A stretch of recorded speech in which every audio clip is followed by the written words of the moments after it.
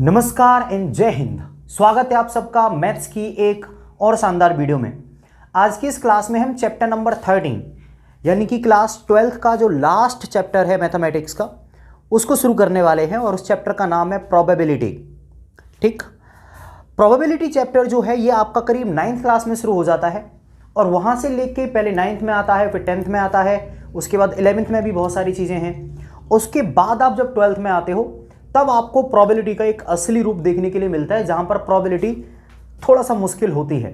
अगर आप इसके कुछ अच्छे क्वेश्चंस देखेंगे जो कई बार पेपरों में पूछे गए हैं तो काफ़ी टफ बनते हैं, जो बच्चों से अक्सर नहीं हो पाते। मैं आपसे बिल्कुल कहूँगा कि अगर आप केवल एनसीईआरटी पे डिपेंडेंट हैं प्रोबेबिलिटी को लेके तो आप बहुत गलत कर रहे हो। कुछ एक्स्ट्रा क्वेश्चंस कम से कम प्रीवियस 10 ईयर तो जरूर ट्राई कर लेना। चलो मैं आगे बढ़ता हूँ। प्रोबेबिलिटी देखो होती क्या है, हम एक ब्रीफ इंट्रोडक्शन देखेंगे, उसके बाद एक्सरसाइज पे आ जाएंगे। बहुत ज़्यादा डिटेल में मैं नहीं जाऊँगा क्योंकि समय की बड़ी कमी होती है, लेकिन मैं हर एक टॉपिक को टच करने की कोशिश करूँगा। देखो मान लो कि कोई भी एक रूम है।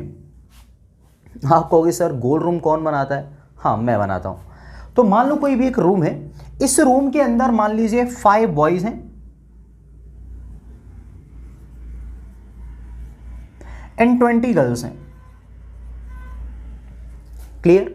अब मैंने आपसे कहा कि इस 5 लड़कों में से और 20 लड़कियों में से किसी एक बच्चे को चुन के लेके आओ, मतलब किसी भी एक बच्चे को बुला के ले आओ। अब देखो इस बात के कितने तरीके हैं कि किसी लड़के को बुला के लाया जा सकता है? 5, क्योंकि 5 लड़के हैं तो 5 में से किसी एक को बुला के लाया जा सकता है। इसके कितने तरीके हैं कि किसी एक लड़की को बुला के लाया जा सके?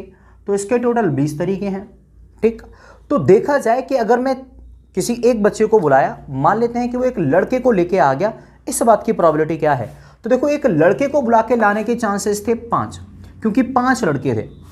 ठीक, और टोटल कितने तरीके थे बुला के लाने के? 20 लड़कियों को बुलाया जा सकता था, 5 लड़कों को बुलाया जा सकता था, तो 20 और 5 देखा जाए तो 25। तो दरअसल 25 में से ऐसे 5 चांसेस थे जबकि एक लड़का बाहर आएगा। ठीक, तो दरअसल ये प्रोबेबिलिटी हो गई एक लड़के को चुने जाने की, जबकि एक रूम में 20 गर्ल्स हैं और 5 बॉयज हैं। ठीक, सॉर्ट आउट कर लेंगे इसको तो कितना हो जाएगा? 1/5। अब मैंने आपसे पूछा कि एक लड़की के चुने जाने की प्रोबेबिलिटी क्या है, तो बिल्कुल ये भी ऐसे ही होगा। Probability of choosing a girl is equal to 20 girls थी अपॉन में टोटल कितने थे? 25। सॉल्व होके 5 से कटेगा 4 टाइम्स, 5 से कटेगा 5 टाइम्स, तो 4/5। क्लियर? अब देखो यहां पर लड़के के चुने जाने की प्रोबेबिलिटी प्लस लड़की के चुने जाने की प्रोबेबिलिटी अगर आप दोनों को जोड़ देंगे तो 1 आएगा। आपको यकीन नहीं होता तो 5/4 प्लस 4/5 और 1/5 आप इन दोनों को जोड़िए तो आपको कितना मिलेगा? 1। मतलब कहानी क्या है कि एक लड़के के चुने जाने की प्रोबेबिलिटी और एक लड़के के ना चुने जाने की प्रोबेबिलिटी अगर आप दोनों को जोड़ देंगे तो वो कितना मिलेगा? 1। दरअसल एक 10th का बहुत बेसिक सा फॉर्मूला है कि probability of any event E plus probability of not E, मतलब किसी भी इवेंट के होने की प्रोबेबिलिटी और ना होने की प्रोबेबिलिटी को अगर आप जोड़ोगे तो कितना मिलेगा? हमेशा 1। 10th में और भी कई सारी चीज़ें थी, जैसे कि जो प्रोबेबिलिटी है किसी भी चीज़ की वो हमेशा 0 से लेके 1 के बीच में रहती है, यानी प्रोबेबिलिटी कभी भी 0 से कम नहीं हो सकती और 1 से ज़्यादा नहीं हो सकती। बड़ी सिंपल सी बात थी। ठीक, और एक और फॉर्मूला, ये तो बड़ा बेसिक सा फॉर्मूला है कि किसी भी इवेंट की जो प्रोबेबिलिटी होती है पीई बराबर, फॉर्मूला क्या है उसका? Outcomes in favour upon total number of outcomes.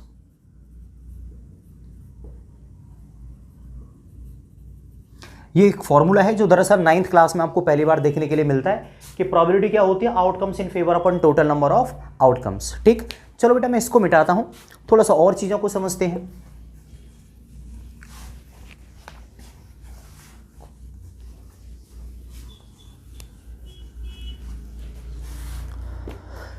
जब आप 11th क्लास में आते हो तो एक दो चीजें और सीखते हो। उनमें से एक फॉर्मूला होता है probability of A union B बराबर P A plus P B minus का पी ए इंटरसेक्शन बी, मतलब किसी भी इवेंट के होने की प्रोबेबिलिटी, ठीक है, या ए और बी दोनों में से किसी एक के होने की प्रोबेबिलिटी बराबर किसके होगी? ए के होने की प्रोबेबिलिटी प्लस बी के होने की प्रोबेबिलिटी माइनस उन दोनों के होने की प्रोबेबिलिटी। ठीक है, ये कुछ ऐसे ही काम करता है। अगर आप 11th के क्वेश्चंस करे हैं तो आपको पता होगा। अभी के लिए बस आप एक फॉर्मूला याद कर लो, क्योंकि ये यहाँ पर भी काम आने वाला है। फॉर्मूला क्या है? पी ए यूनियन बी बराबर P A plus P B minus का पी ए इंटरसेक्शन बी। ठीक, अब इसके अलावा 2 रूल और काम आते हैं, इनको हम कहते हैं डी मॉर्गन्स लॉ।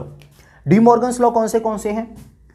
अगर कहीं पर लिखा हुआ है ए यूनियन बी का कॉम्प्लीमेंट, तो बराबर क्या मिलता है? A complement intersection B complement. ये भी एक फॉर्मूला ही है। एक दूसरा फॉर्मूला और देख लो, ए इंटरसेक्शन बी का कॉम्प्लीमेंट बराबर ए का कॉम्प्लीमेंट यूनियन बी का कॉम्प्लीमेंट।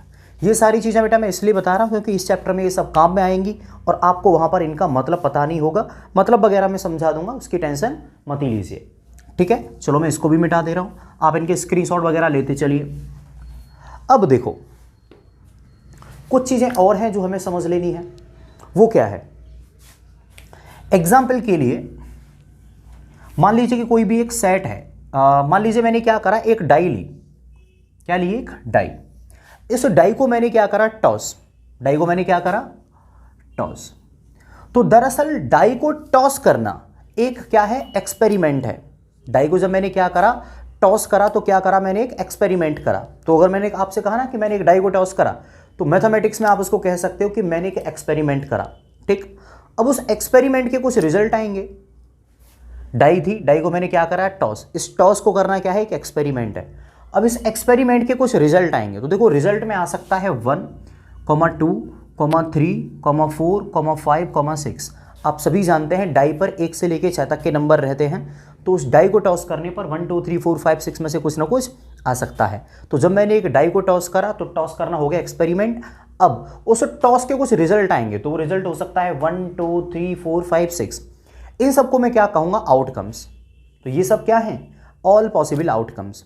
अगर इन पॉसिबल आउटकम्स का मैं एक सेट बना दूं, अगर इन पॉसिबल आउटकम्स का मैं क्या करूं? एक सेट बना दूं, उस सेट को मैं कहूंगा सैंपल स्पेस। इस सेट को मैं क्या कहूंगा? Sample space. ठीक है, और इसका कोई अगर सबसेट रहा, मान लो कि 1, 2, 3, इसको मैं कहूंगा एक इवेंट।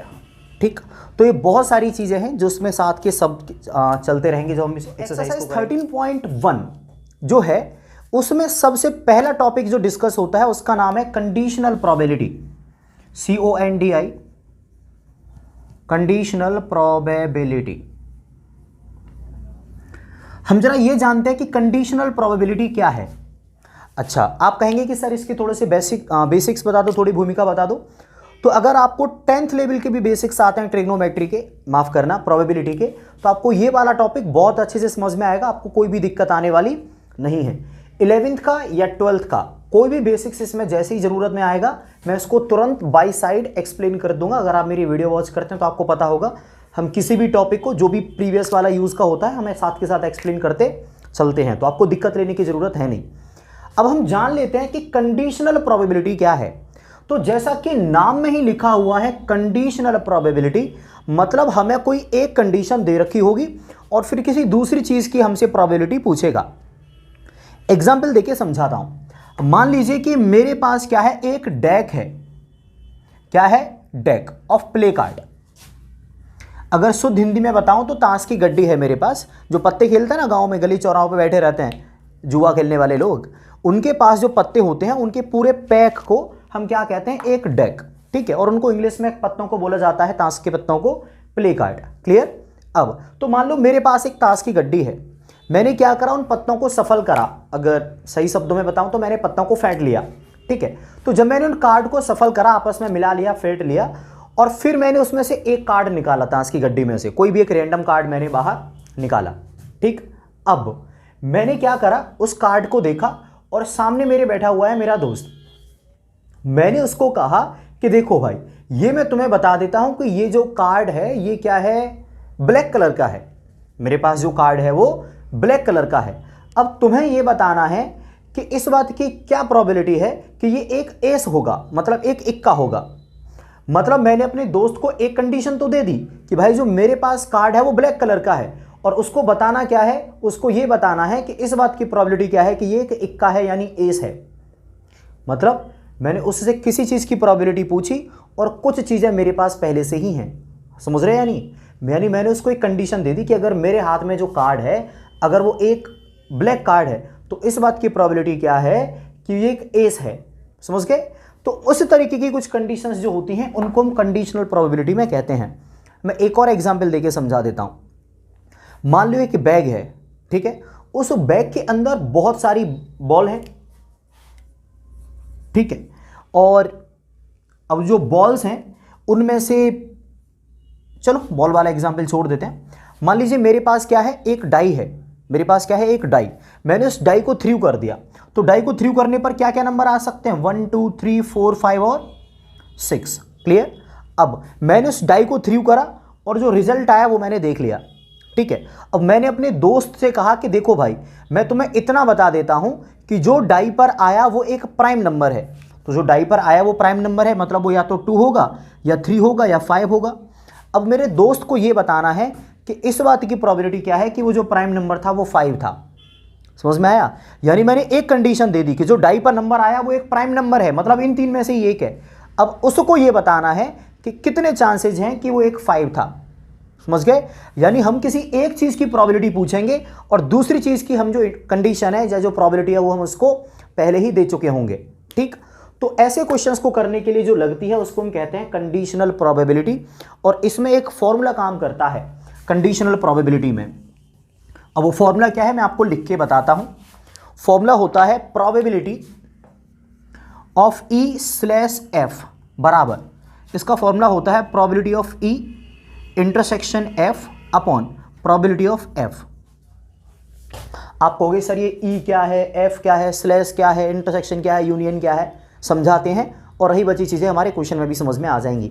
ठीक है, मान लो मैंने आपसे कहा कि एक डाई को थ्रू करता हूं मैं, तो मैंने डाई को थ्रू करा तो जो सारी पॉसिबल आउटकम्स आएंगी उनको मैं कहूँगा सैंपल स्पेस। और वो क्या क्या हो सकता है, तो सैंपल स्पेस में 1 2 3 4 5 6 ये सारी चीज़ें आ सकती हैं, ये सारी चीज़ें उस आउटकम्स में आ सकती हैं। क्यों आ सकती हैं भाई?